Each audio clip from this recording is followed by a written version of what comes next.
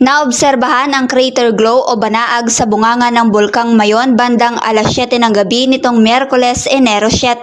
Ayon kay Philippine Institute of Volcanology and Seismology Chief Volcano Monitoring and Eruption Prediction Division Mariton Bornas, sa panayam ng Bombo Radyo Legazpi, ito ay dulot ng pag-init ng atmosfera sa ibabaw ng bulkan dahil sa lumalabas na init ng volcanic gas mula sa bagong exposed na magma sa bunganga nito. Ibig sabihin nito ay inaasahang magkakaroon ng lava flow anumang oras kapag nag-destabilize ang labas ng bagong materyales o bagong lava sa bunganga ng bulkan. Paliwanag ni Bornas na karamihan sa rockfall ngayon ay dahil sa mga tumutulak sa bunganga na lumalabas ng bagong lava at itinutulak nito ang mga dati ng mga nakaipon at lumang lava upang makalabas ang bagong lava flow. Samantala, patuloy ang pagpapaalala ng opisyal na iwasan ang pagpasok sa 6 km permanent danger zone lalo na sa timog na bahagi ng bulkan dahil sa peligro ng volcanic hazards.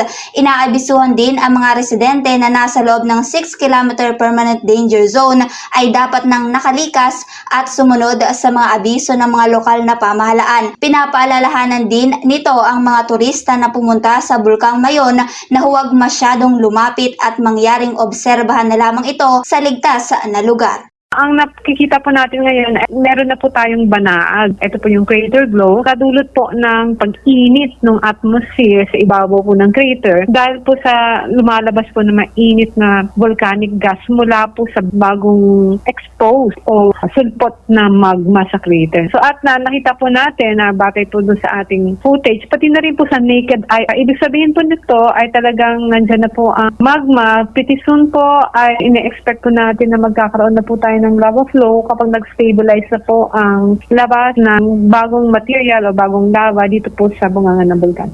Yan ang ulat mula dito sa himpilan ng Bombo Radyo Legazpi. Ito si Bombo J.M. Cardino and this is Bombo Radyo Philippines, the #1 and most trusted source of news and information. Basta Radyo, Bombo!